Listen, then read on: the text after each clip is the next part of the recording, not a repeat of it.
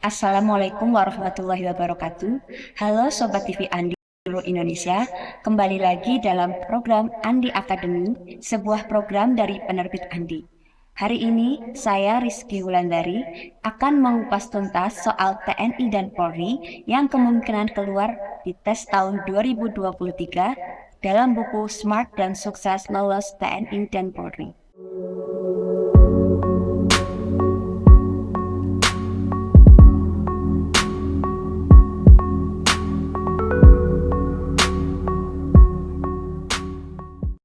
Baik, sebelum memulai mengupas tuntas soalnya, kita memulai dengan pengenalan tahapan tes TNI maupun Polri.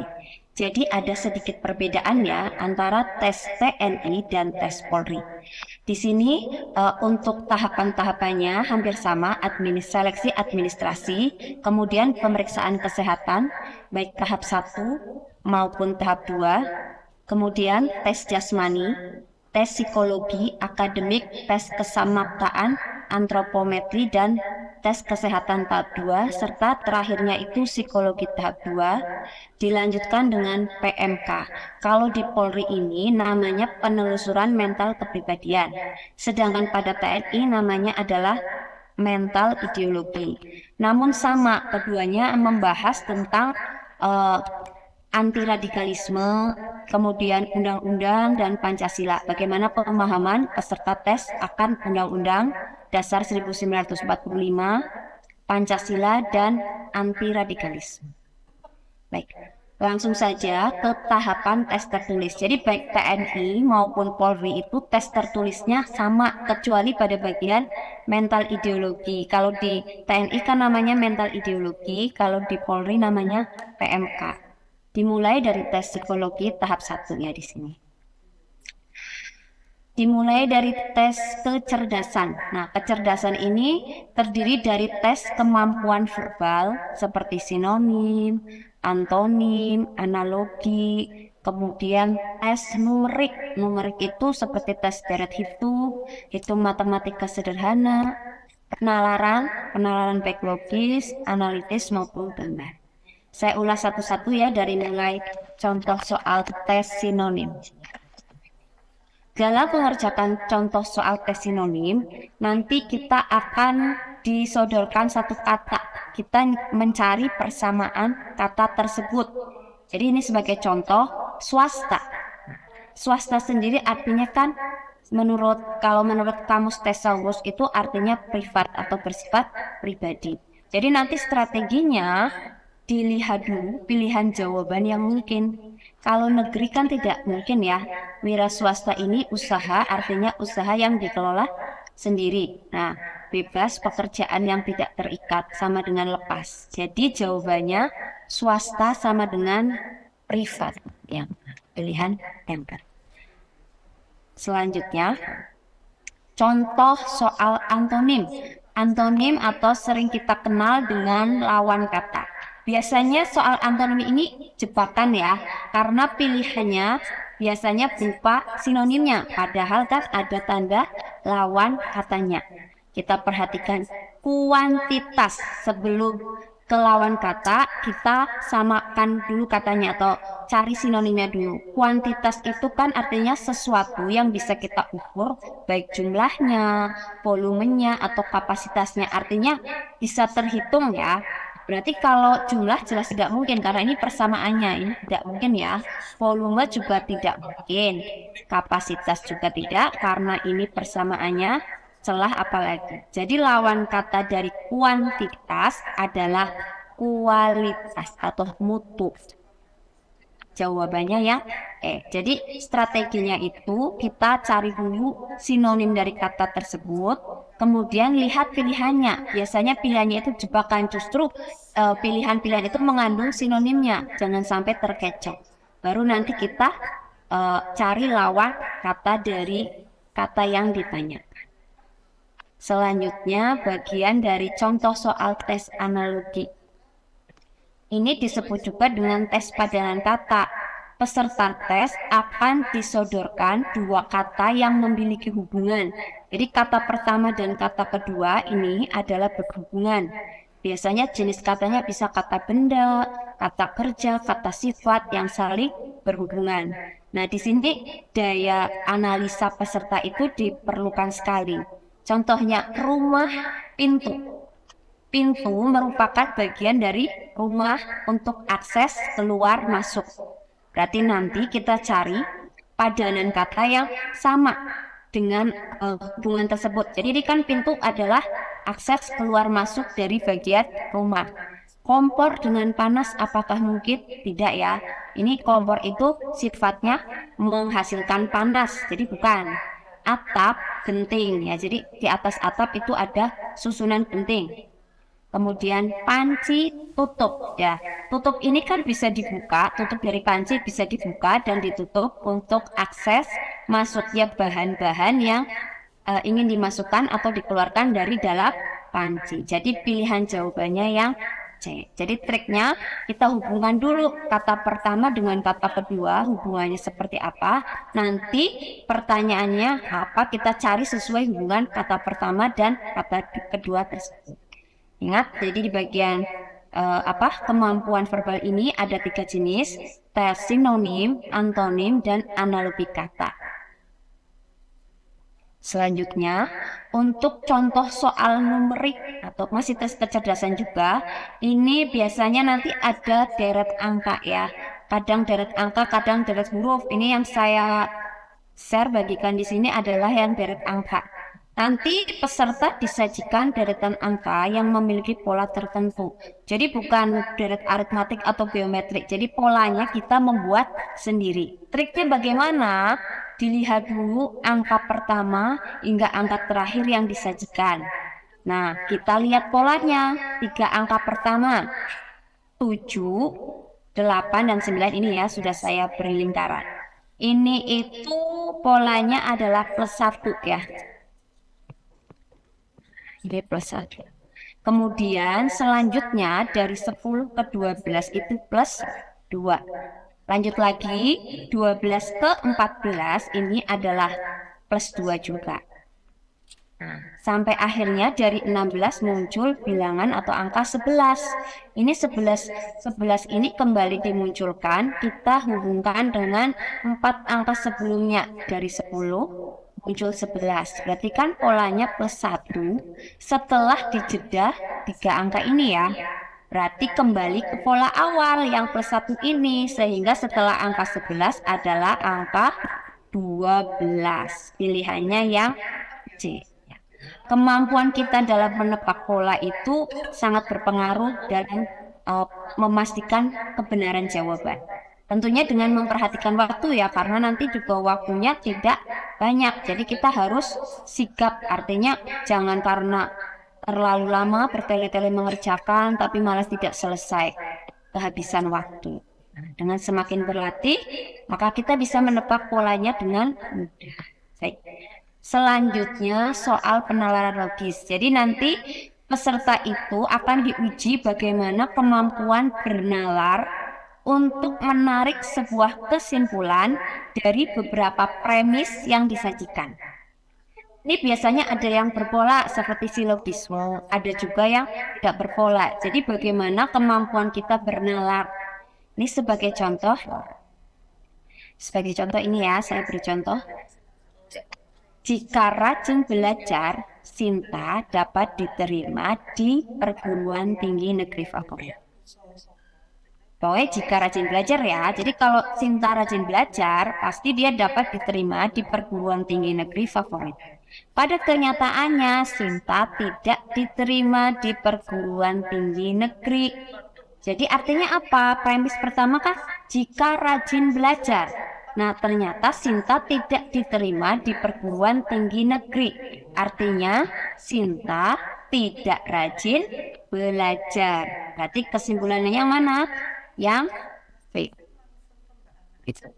Jadi kita harus mampu menarik kesimpulan dari 2 premis atau lebih.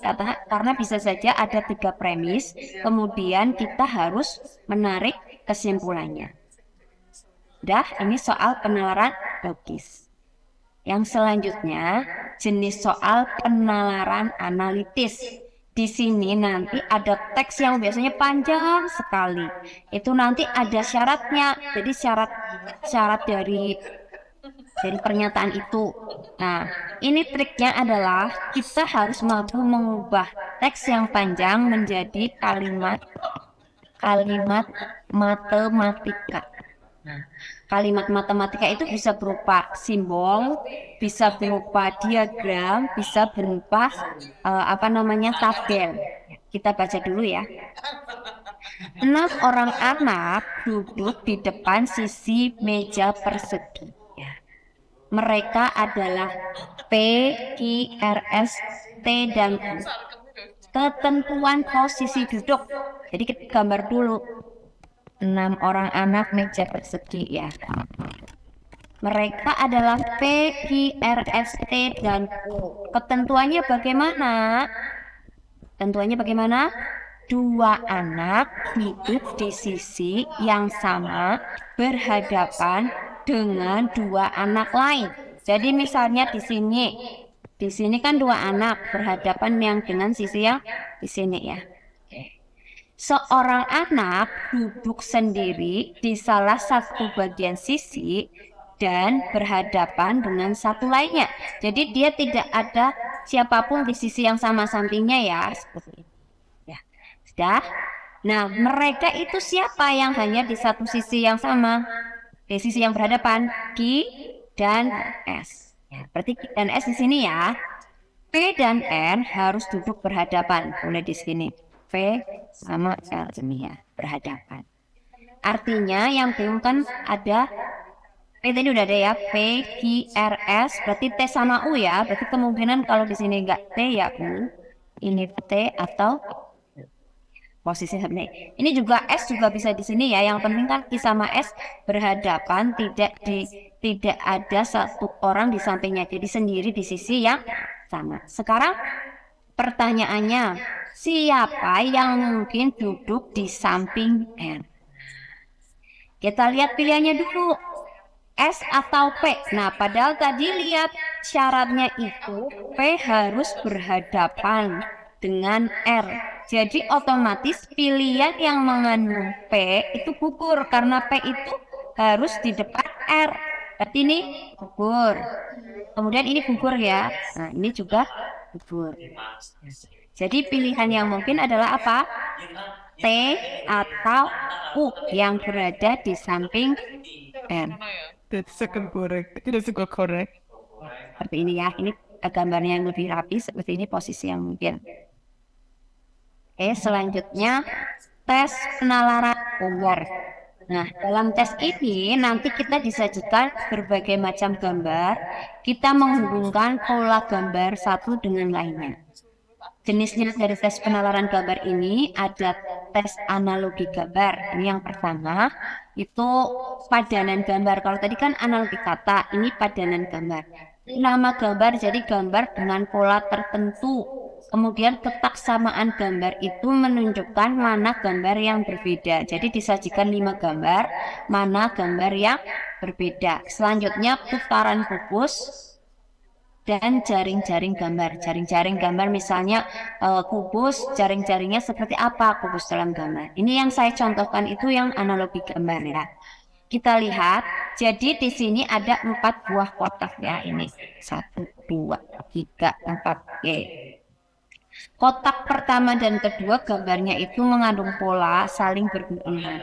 Nanti jawaban gambar di kotak keempat itu nanti dihubungkan dari kotak ketiga. Ini kotak pertama menjadi kotak kedua itu gambarnya kan diputar ke sana ya, ke kiri ya, kurang lebih 90 derajat. Selanjutnya ini, nah ini ya ke kiri. Sementara di kotak keempat wujudnya sudah seperti ini gambarnya. Maka kalau diputar ke kiri bentuknya akan seperti apa? Kita lihat. Gambar segi 4 diwasalkan 90 derajat searah jarum jam. Sedangkan gambar segitiga dirotasikan berlawanan arah jarum jam. Jadi nanti pilihannya yang ini ya gambarnya. Yang mana pilihan yang ini? Yang D ya. Yang mana ini yang berarti? Ini D ya. D atau E. Oh, yang A ya, dari A digambar. Jadi yang A pilihannya gambar. Seperti itu. Selanjutnya, setelah tes kecerdasan, kita akan mengerjakan tes kecermatan. Ini ditujukan untuk mengetahui tingkat kecermatan peserta. Kalau mulai tahun 2022 itu tes kecermatannya itu tes psikologinya itu kan sistemnya CAT. Jadi nanti ditampilkan di layar beberapa angka ya, atau berbagai angka ya, nanti ditampilkan di layar berbagai angka atau huruf atau simbol. Nanti peserta harus menebak simbol atau huruf atau angka yang tidak dimunculkan. Nah, jadi kalau ini cari huruf yang hilang, ini tes huruf hilang dulu ya. Carilah huruf yang hilang di antara deretan variasi huruf yang lain. Jadi ini adalah pilihannya ya, ini pilihannya ya, A, B, C, D, E, optionnya. Pilihan A adalah hurufnya pilihannya ini A, B, C, D, E ya. M, T, U, A kecil dan A besar. Sedangkan pada soal nomor 1 ini adalah A kecil, M, T, dan U. Maka huruf yang tidak tampak adalah huruf apa? A kecil, M, T, dan U. Berarti huruf yang tidak muncul adalah huruf A. Huruf A ini berarti option pilihan jawabannya E ya. Hurufnya yang A. Tapi pilihannya yang mana? E. Jadi kita pilih pilihan jawaban E. Terus nomor 2 itu U besar, U, T, M, dan A. T, M, dan A ini juga A besarnya nggak ada ya. Sedangkan yang nomor 5 ini A besar, M, A, dan U. Yang tidak ada adalah huruf T. Huruf T itu berarti pilihan jawabannya nanti yang B. Seperti itu. Biasanya nanti terdiri dari 50 soal. Jadi nanti mengingat ya. Nanti kalau misalkan dalam bentuk CAT, berarti ada kemampuan mengingat pilihan A itu yang M, B yang T, C yang U, D yang A, E yang A besar. Itu nanti kita harus mampu mengingat. Selanjutnya sama ketentuannya, tapi ini nanti disajikan angka yang hilang atau yang tidak nampak. Ini biasanya waktunya terbatas, misalnya 5-10 soal hanya 5 menit atau 3 menit, jadi memang cepat sekali ya. Ini option A ada angka 8, 5, yang B, yang C 3, yang D 1, yang E 9. Nomor 1 muncul angka 3, 1, 5, 8. Berarti yang tidak muncul adalah angka 9. Angka 9 ini pilihan jawabannya yang E. Kemudian yang nomor 2, 9, 5, 3, 8. Berarti yang tidak muncul angka 1. Pilihannya yang E. Dan seterusnya nanti sampai biasanya 50. Nanti bagaimana kecepatan, kecermatan dari peserta tes. Selanjutnya tes simbol hilang. Ini juga sama, nanti disajikan simbol-simbol ya. Nanti kita diberi kesempatan mengingat. Ya, ini tanda seperti ini, tanda dolar, kemudian pagar, lebih dari, dan bintang. Berarti yang hilang tanda apa ini? Yang hilang adalah tanda dan itu yang, dan seterusnya nanti bisa dikerjakan. Itu. Jadi nanti diberi kesempatan dulu mengingat ini yang di petunjuknya, misalnya mengingat selama beberapa detik, setelah itu mengerjakan. Kalau misalnya dalam bentuk CAT berarti ditampilkan di layar. Selanjutnya nomor 1 kita langsung menebak pilihan. Selanjutnya tes kepribadian. Tes kepribadian ini memuat dari tes psikotes kepribadian, tes minat EPPS, tes warteg, tes menggambar orang, tes menggambar pohon, kemudian tes koran, dan mental ideologi. Ini mental ideologi berarti untuk yang TNI, PMK untuk yang Polri. Kalau tes menggambar pohon, menggambar orang itu nanti kalian bisa belajar dengan cara dengan cara mencoba menggambarkan dulu sebelum tes ya. Jadi nanti diinterpretasi, kalau orang berarti harus menampilkan organ-organ tubuh yang lengkap, terus orangnya itu harus sedang melakukan kegiatan dari posisi yang dilamar. Misalnya TNI berarti menggambar TNI dalam posisi sedang bertugas. Kemudian menggambar pohon nanti juga bagian-bagian pohonnya harus lengkap, harus jelas, garisnya tidak ragu-ragu. Kalau untuk tes koran sendiri ini Pauli dan Krepelin nanti kan kita harus menjumlahkan sekian angka. Karena kemarin itu sudah mulai CAT, jadi biasanya nanti kita kalau sebelumnya kan ada petunjuk misalnya berapa menit, jumlahkan angka-angka tersebut kayak gitu, berapa detik. Nah, kalau sistem CAT itu nanti jumlahnya ganjil genap. Jadi kita menjumlahkan sederet angka yang tampil di layar, itu kita menentukan apakah itu ganjil atau genap hasilnya. Tapi waktunya sangat terbatas. Jadi ini nanti kecepatan peserta ya dalam menjawab. Nah, yang akan saya ulas adalah tes mental ideologi dan PMK. Nah, materi yang diujikan pada tes mental ideologi dan PMK ini mengenai mengenal diri sendiri. Nanti mungkin ditanyakan usia, keluarga, begitu.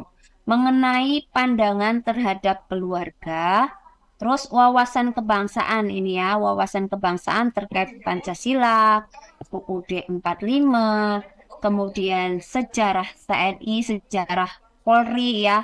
Kalau Polri berarti nanti Polri, peran serta TNI dan Polri dalam jaga keutuhan NKRI, terus pandangan tentang anti radikalisme dan komunisme, misalnya tentang Partai Komunis Indonesia, pandangan Anda seperti apa? Ya, ini lebih jelasnya ya. Contoh soal mental ideologi. Pertama, apa motivasi Anda mendaftar TNI? Ini cara menjawabnya juga harus tidak bertele-tele ya, harus tegas, tidak bertele-tele karena itu juga mempengaruhi penilaian. Sudah berapa kali Anda mengikuti tes masuk TNI? Apakah baru tahun ini atau tahun sebelumnya pernah mencoba, gagal di tahapan apa? Terus apabila Anda gagal, apa yang akan Anda lakukan? Ini masih seputar diri sendiri ya. Terus mulai ini nomor 6 ini saya contohkan yang pembukaan UUD 1945 terdiri atas berapa alinea? Pada alinea keberapakah yang mengandung makna bahwa Indonesia merupakan salah satu negara yang menentang kolonialisme. Jadi harus memahami UUD 45, Pancasila, itu harus paham. Untuk Polri juga hampir sama ya. Ini poin-poin pentingnya. Apakah Anda sudah memiliki saudara yang merupakan anggota Polri? Ini tentang keluarga ya. Apa tujuan Anda menjadi ASN khususnya menjadi Polri? Seputar itu. Kemudian tes selanjutnya setelah tes psikologi psikologi tahap 1 adalah tes akademik. Tes akademik ini nanti terdiri dari tes matematika, wawasan kebangsaan, pengetahuan umum. Ini pengetahuan umum kalau yang Polri berarti tentang kepolisian ya, misalnya undang-undang kepolisian, lalu lintas, kemudian pandangan terhadap negara Indonesia kaitannya dengan tugas Polri ya, tugas-tugas Polri. Kalau TNI berarti nanti tugas TNI, kemudian tentang bagaimana peran serta TNI dalam menjaga wilayah keutuhan negara NKRI. Kemudian bahasa Inggris ini masih sejenis TOEFL ya, mirip-mirip TOEFL tes. Dan bahasa Indonesia. Biasanya bahasa Indonesia berupa pemahaman wacana, kemudian nilai moral dalam cerita nanti ditanyakan. Saya beri contoh untuk tes matematika. Tes matematika itu juga sama pemahaman matematika yang kalian dapatkan di SMA ya, di tingkat SMA atau sederajat. Saya contohkan. Jika untuk merenovasi sebuah rumah di perumahan membutuhkan waktu 45 hari dengan melibatkan 12 orang pekerja. Jika pemilik menghendaki agar pekerjaan bisa 15 hari lebih cepat selesai dari target semula, maka tambahan pekerja yang mungkin dilibatkan untuk merenovasi rumah tersebut. Ingat, kita garis bawahi ya, yang ditanya adalah tambahan pekerja yang dilibatkan. Ini adalah bentuk pengingan berbalik nilai ya, jadi berbalik nilai. Kita tabel dulu ini. 45 hari butuh 12 pekerja. Kalau 30 hari berarti butuh berapa pekerja? Di logika ya, semakin cepat waktu penyelesaian berarti butuh pekerja yang lebih banyak. Jadi ini perbandingan berbalik nilai. Jadi yang dibandingkan nanti 45 banding 30 atau boleh dibalik 30 banding 45 nanti dibalik. Berarti ini X banding 12. Lalu kita bisa coret ya, misalnya sama-sama bagi 15 ini kan dapat 3, ini dapat 2. 12 kali 3, 36. 36 bagi 2, 18. Nah, ini yang ditanya tambahan. Ini kita butuh pekerja 18. Ingat, jangan sampai terkecoh ya. Padahal ini ada pilihan 18. Jangan langsung memilih pilihan 18. Tapi yang ditanya tambahan. Jadi sebelumnya pekerjanya kan 12. Berarti 18 dikurangi 12. Ada 6 pekerja. Tambahannya adalah 6 pekerja. Berarti yang pilihan ini sebagai contohnya. Selanjutnya, tes wawasan kebangsaan. Ini nanti kisi-kisinya berupa Pancasila, Undang-Undang Dasar 1945, terkait NKRI, bisa sejarah ya, sejarah nasionalisme, Bhinneka Tunggal Ika, dan integritas. Namun soalnya ini berbentuk analisa, jadi nanti ada persoalan yang ditampilkan, makanya harus sering-sering menonton berita yang sedang hangat diperbincangkan, terutama terkait kenegaraan ya. Nanti karena bukan lagi hafalan, misalnya kalau dulu kan bunyi pasal sekian sudah tidak ada, atau tentang sejarah Pancasila itu sudah tidak ada model soal seperti itu. Jadi contohnya seperti ini. Ini kan panjang sekali ya soalnya. Kita lihat pertanyaannya dulu. Kalau berupa teks yang sangat panjang, kita lihat nilai integritas. Ya, integritas. Ya. Sebut saja namanya Nenek Endang. Nenek Endang ini usianya 73 tahun. Beliau hidup seorang diri dengan ketiga anaknya yang sudah berkeluarga. Hidup di rumah yang hampir roboh. Setiap hari membuat sapu lidi. Ketika hujan tiba, air hujan masuk ke dalam sela-sela genting yang bocor. Nenek Endang hidup dari penjualan sapu lidi. Jika hari itu tidak ada yang membeli sapu, berarti beliau tidak makan. Untuk mengatasi rasa lapar, Nenek Endang meminum air putih sebanyak mungkin. Beliau enggan meminta bantuan kepada orang lain, terutama kepada ketiga anaknya. Nilai integritas yang kita contoh dari Nenek Endang. Apa aja nilai integritas yang dapat kita contoh dari Nenek Endang di sini adalah enggan meminta bantuan meskipun kondisinya sangat sulit. Jadi ini kan ada ya, nenek beliau enggan meminta bantuan kepada orang lain, terutama ketika anaknya yang sudah sukses. Nilai integritas yang dapat kita contoh dari Nenek Endang adalah Nenek Endang enggan meminta bantuan kepada orang lain meskipun kondisinya sulit. Yang C.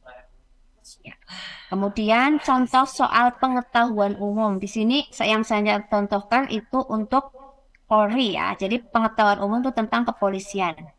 Pejabat kepolisian negara Republik Indonesia yang diangkat oleh Kepala Kepolisian Negara Republik Indonesia berdasarkan syarat kepangkatan dan diberi wewenang tertentu dalam melakukan tugas penyidikan yang diatur dalam undang-undang adalah apakah penyelidik, penyidik, pembantu, penyidik pegawai negeri sipil, Kepala Kepolisian Republik Indonesia. Nanti kalian harus membaca sejarah TNI, Polri, struktur organisasi, kemudian undang-undang, peraturan terkait perundang-undangan Polri itu harus dibaca ya. Jadi di sini pembantu adalah pejabat kepolisian negara Republik Indonesia yang diangkat oleh Kepala Kepolisian Negara dan diberi wewenang tertentu dalam melakukan tugas penyidikan. Jadi yang diberi wewenang ini adalah pembantu gitu ya. Jadi kurang lebih begitu ya yang nanti tahapan tes tertulis yang nantinya akan diujikan pada tes TNI dan Polri di tahun 2023.